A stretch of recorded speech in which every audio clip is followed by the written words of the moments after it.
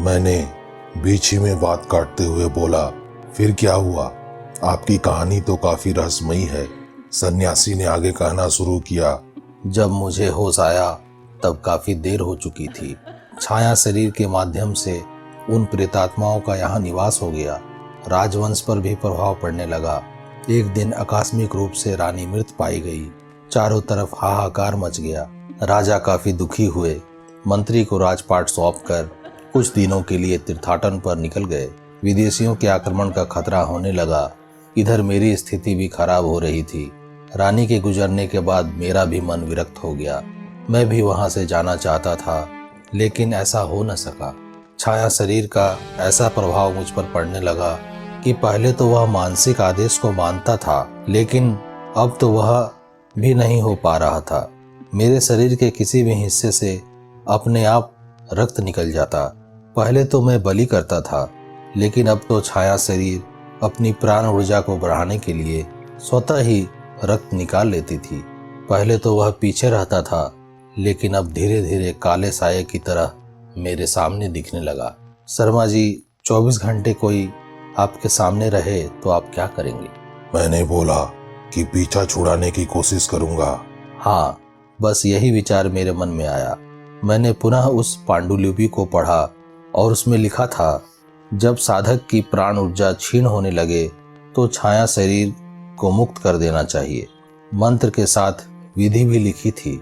उसमें यह संकेत था कि जिस रक्त पात्र में अपना रक्त तर्पण करता था, उस पात्र में पुनः अपना रक्त मंत्र सहित उस अग्नि कुंड में डालें तो छाया शरीर से रक्त मुक्त हो जाएगा। आप जानते हैं शर्मा जी, मुझे तो अपने छाया शरीर से पीछा छुड़ाना था, लेकिन मैंने पूरी तैयारी की। हवन कुंड में अग्नि प्रज्वलित की, विधि पूर्वक हवन करने लगा, लेकिन ऐसा भास होने लगा जैसे कोई अनहोनी घटना घटने वाली है। मैंने जैसे ही मंत्र पढ़कर उस रक्त पात्र को उठाया, तभी किसी ने मेरा हाथ ही पकड़ लिया। मैंने देखा मेरा ही प्रतिरूप यानी छाया शरीर मेरा गला दबा रहा है। मैंने लाख कोशिश की, लेकिन संभव ना हो सका। सन्यासी थोड़ा शांत हुआ। फिर क्या हुआ? मैंने पूछा। सन्यासी पुनः बोला, आगे की घटना सुनने से पहले आपसे विनती करना है और विधि भी बतलानी है। उस समय मेरी मति मारी गई थी कि मैं तो एक मृतात्मा सन्यासी से बात कर रहा हूँ। खैर, मैं अपने को संभालते हुए बोला कि आगे की विधि कौन सी है। सन्यासी ने जो विधि बतलाई वह इस प्रकार थी। उसने बोला, पास में मेरी समाधि है, वहां से थोड़ी मिट्टी लेकर आप काशी जाएं। उसमें से जौ के आटे के साथ एक पुतला बनाकर यथाविधि पूजन कर सन्यासी श्राद्ध तर्पण कर उस पुतले को गंगा में प्रवाहित कर दें, जिससे मुझे अपने छाया शरीर और यहाँ फंसी आत्मा दोनों से मुक्ति मिल जाएगी और मैं तत्काल सूक्ष्म शरीर को प्राप्त हो जाऊंगा। आपका काफी उपकार होगा। एक अतृप्त साधक की आत्मा को मुक्ति मिल जाएगी। एकाएक मैं घबरा गया। आप क्या बोल रहे हैं? अभी तो आप जिंदा हैं, मेरे सामने बैठे हैं। सन्यासी हंसते हुए बोला, आप देख रहे हैं यह हवन कुंड और रक्त पात्र, यह 14वीं शताब्दी से जल रहा है और मेरी आत्मा उस 14वीं शताब्दी से जल रही है। मेरी आत्मा 14वीं शताब्दी से वर्तमान में फंसी हुई है। पास ही में मेरी समाधि है। क्या आप सशरीर नहीं हैं? सन्यासी बोला, अगर मैं सशरीर होता तो मेरा कई जन्म हो चुका होता। जब हवन के समय छाया शरीर से मुक्त होने के समय सारी घटना घट गई। बस मैं वर्तमान काल में फंस गया, ना तो यहाँ से मुक्त हो सका और ना ही यहाँ से निकल पा रहा हूँ। मेरी सीमा इस किले के आसपास तक ही है, यहीं भटकती रहती है। इतना सुनते ही जैसे मेरे सामने अंधेरा छाने लगा और मैं अपना होश खो बैठा। पता ही नहीं चला। जब मेरी आंखें खुली तो देखा पूरब की ओर से भगवान भास्कर काफी ऊपर आ चुके हैं। नजर घुमाकर देखा तो गाय बकरी चराने वाले चरवाहा मुझे घेरे हुए थे। मेरे मुंह पर पानी छींटा मार रहे थे। मैंने पूछा, मैं कहाँ हूँ? एक व्यक्ति बोला, बाबूजी, आप मंदिर के प्रांगण में बेहोश पड़े थे। अच्छा हुआ हम लोगों की नज़र पड़ गई। यहाँ से बचकर जाना संभव नहीं है। हम लोग कभी भी यहाँ अकेले नहीं आते। मैं जब उठा तो देखा कि धूल से अटी सीढ़ी के पास में पड़ा था। माँ काली की प्रतिमा मेरे सामने थी। लगता था कि उन्हीं की कृपा से मैं जिंदा हूँ। अंदर गया, माँ के चरण पकड़कर आशीर्वाद लिया। ऐसा लगता था कि वर्षों से यहाँ पूजा नहीं हुई है।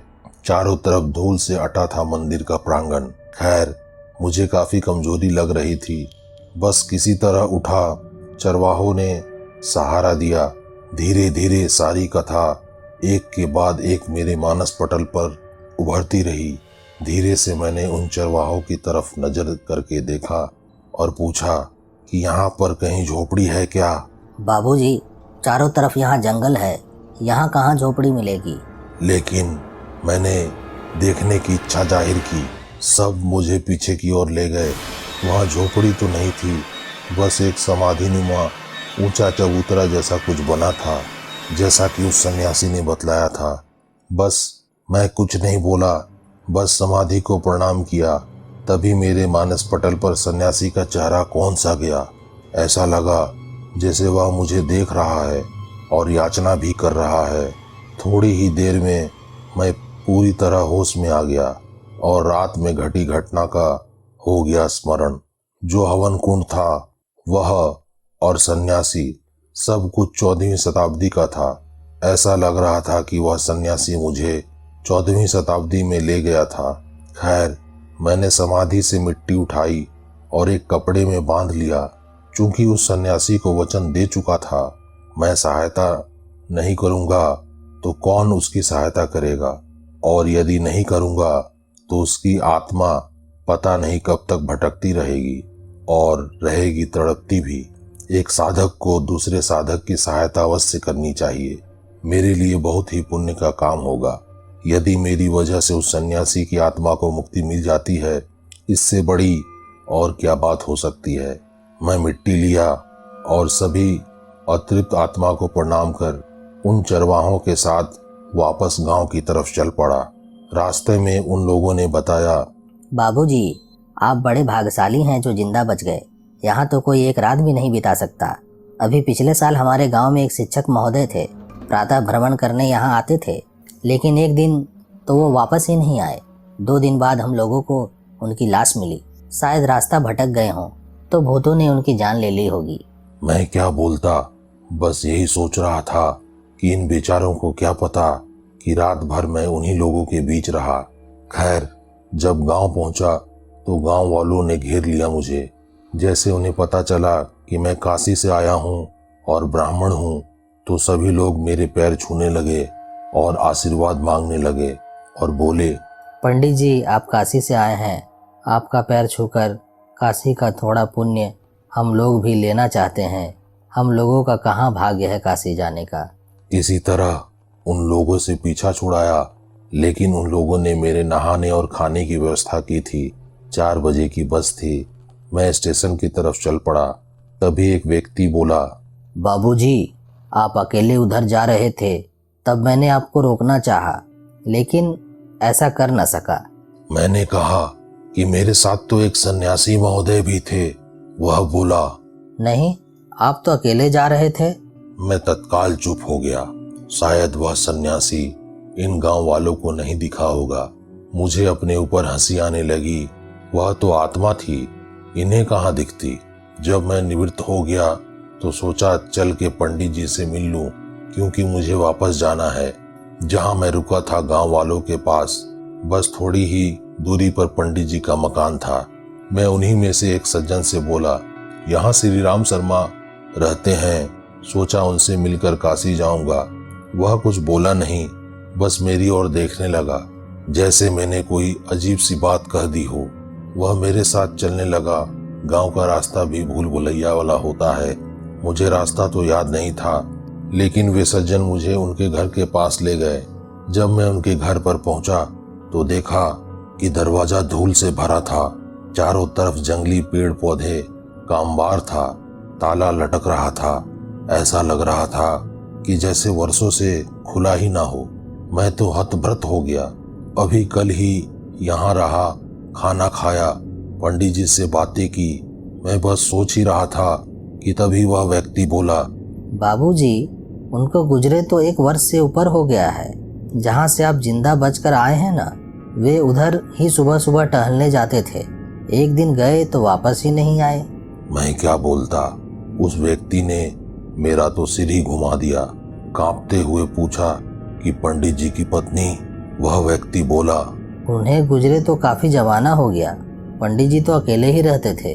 लेकिन जब मैं यहीं के बस स्टैंड के पास लोगों से पता पूछा, पंडित जी का, वहाँ के लोगों ने यहीं का पता बतलाया था। वह व्यक्ति हंसते हुए बोला, क्योंकि पंडित जी का यहाँ कोई वारिस नहीं है, एक लड़का था, वह आज तक कभी आया नहीं। उसका पता तो था नहीं, इसलिए हम लोग ही पंडित जी का दाह संस्कार कर दिए। हो सकता है कि गांव वाले आपको उनका अधिकारी समझकर पता बतला दिए होंगे। तभी मेरी नज़र नीचे गई। मेरा पत्र वहीं पड़ा था, लिफाफा बंद।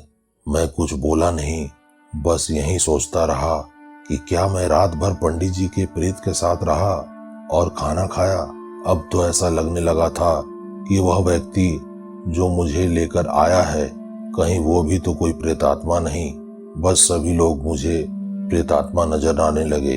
बस जितना जल्दी हो सके मैं वहां से भागना चाह रहा था। उस व्यक्ति को प्रणाम कर किसी तरह बस स्टेशन पहुंचा। बस आई, जब मैं उसमें बैठ गया तब जाकर मेरे शरीर में जान आई। मेरी मन स्थिति तो आप जान ही रहे होंगे। मुझ पर उस समय क्या गुजर रही होगी, समझ ही चुके होंगे आप। खैर, किसी तरह बनारस पहुंचा। मिट्टी अपने घर नहीं ले गया, सीधे घाट किनारे गया। मिट्टी को घाट के पंडित जी के पास रख दिया और अगले दिन तिथिवार निकलवा कर उसी प्रकार श्राद्ध और पूजन कर सन्यासी की समाधि की मिट्टी और जौ का पुतला बनाकर गैरिक वस्त्र में लपेटकर बीच गंगा में प्रवाहित कर दिया। उस समय मैं और घाट के पंडित जी थे।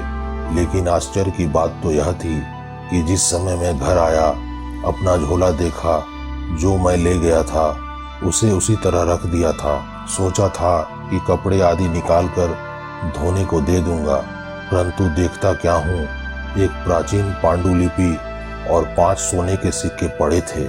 इसका क्या रहस्य था मैं नहीं जान पाया। शायद वह सन्यासी अपने पैसों से श्राद्ध आदि करवाना चाहता रहा होगा। वह पांडुलिपि काफी दिनों तक मेरी अलमारी में पड़ी रही, देखने की हिम्मत नहीं हो पाई।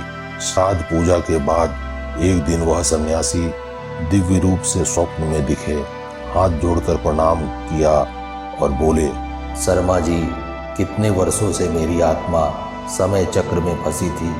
आपकी कृपा से आज मैं मुक्त होकर सूक्ष्म शरीर को हो गया प्राप्त। अब मैं अपनी नई यात्रा पर जा रहा हूँ। सूक्ष्म लोक में विश्राम करूँगा। काफ़ी थक गया हूँ। आज मेरी आत्मा को शांति मिली। इतना कहकर वह सन्यासी गायब हो गए। मेरी नींद खुल गई। देखा घड़ी में भोर के 4 बज रहे थे। फिर नींद नहीं आई, बस सन्यासी के बारे में सोचता रहा। रात्रि का आखिरी प्रहर था, नींद उचट सी गई। बस विचार चलने लगा, एक के बाद एक दृश्य चलचित्र की भांति मेरे मानस पटल पर उभरने लगे। बंधुओं, आशा करता हूँ कि आपको तांत्रिक की मुक्ति की कथा पसंद आई होगी। इस चैनल पर हम आने वाले समय में और भी रोचक और रहस्यमयी कथाओं का वर्णन करेंगे। बंधुओं, आपसे अनुरोध है, कृपया हमारे चैनल अद्भुत ज्ञान रहस्य को सब्सक्राइब करें, लाइक करें तथा मित्र मंडलियों के साथ शेयर करें। आपका दिन शुभ हो, मंगलमय हो। नमस्कार।